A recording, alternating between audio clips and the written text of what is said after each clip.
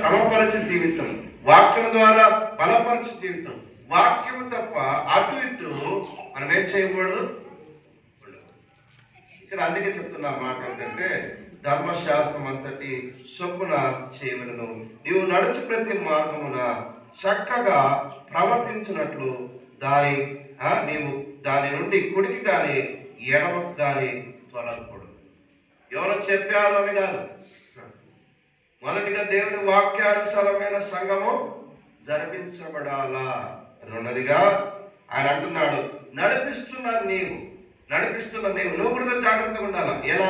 ఎలా జాగ్రత్తగా ఉండాలా అంటే, నీవు నడుచు ప్రతి మార్గము చక్కగా ప్రవర్తించినట్లు. మొదటిగా నీ ప్రవర్తన.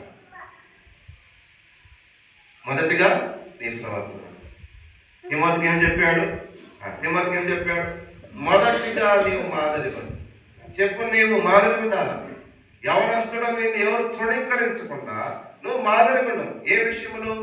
ప్రేమించే విషయములు, నీతి విషయములు, వాక్య విషయములు, అన్యోన్యత విషయములు, ఎవరు నేను తృణీకరించకుండా నువ్వు ఏం చేయాలా? మాదిరిగా ఉండమన్నాడు. అంతేకాకుండా మొదటిగా నీవు బోధించుకో. అంటే మన ప్రవర్తన మొదటిగా బోధించే మనము, నాయకత్వం వహించిన మనము, మన కుటుంబాలు, మన జీవితము ప్రభు దృష్టిలో బాగుందా? అది బాగున్నప్పుడు ఆమె ఇంకా బాగలేకుంటే నీ మాట ఎవరేంటండి? నువ్వు దేవుని దృష్టికి, సంఘ దృష్టికి యోగ్యుడు కాకుంటే నువ్వు నాయకత్వం వహించి నీ మాట ఎవరు వినరు. ఇది అదే చెప్తున్నమాట. నువ్వు కుడికి కానీ ఎడమకు కానీ తొలగకూడదు. నీ ప్రవర్తన జాగ్రత్తగా చూసుకోవాలి. ఇంటిలో ఒక మాట, బయట ఒక మాట.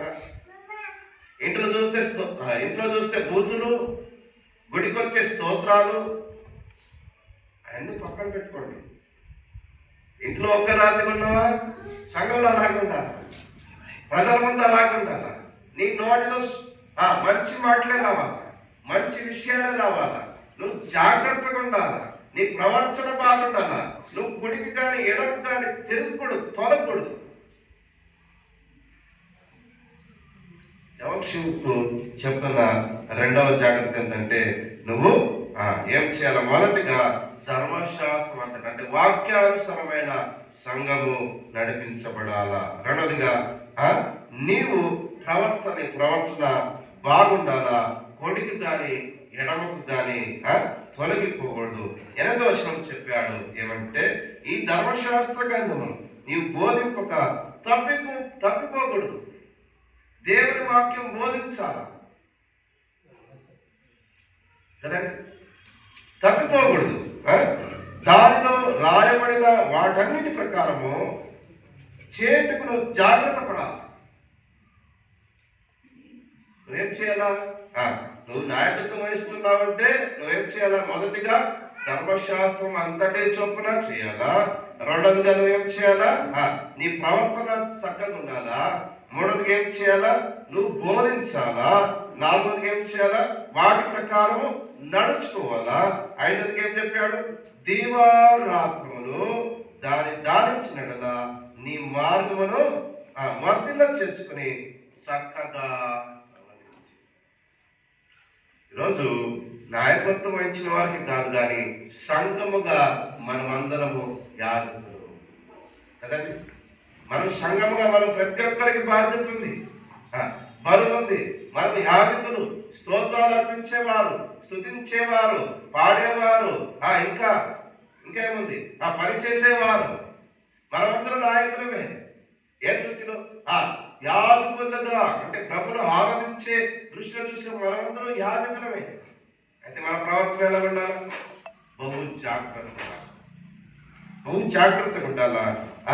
బహు జాగ్రత్తగా ఉండదు కాకుండా దీవారాత్రమును దాన్ని ధ్యానించినడలా, మెడిటేషన్ చేయాలి. దేవుని వాక్యం మెడిటేషన్ చేయకపోతే ఊరికే ప్రసంగం రాదండి.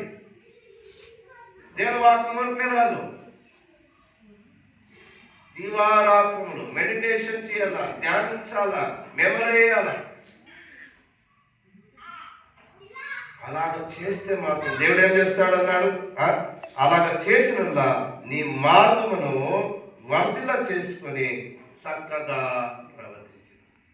ఇంకొక మాట ఆఖరిగా చెప్పిన మాట నేను నీ ఆజ్ఞాయించుచున్నాను కదా, నిబ్బరము కలిగి ధైర్యముగా ఉండము, దిగులు పడకము, జడేయకము, నీవు నడుచు మార్గం అంతటిలో నీ దేవుడైన యెహోవా నీకు తోడుగా.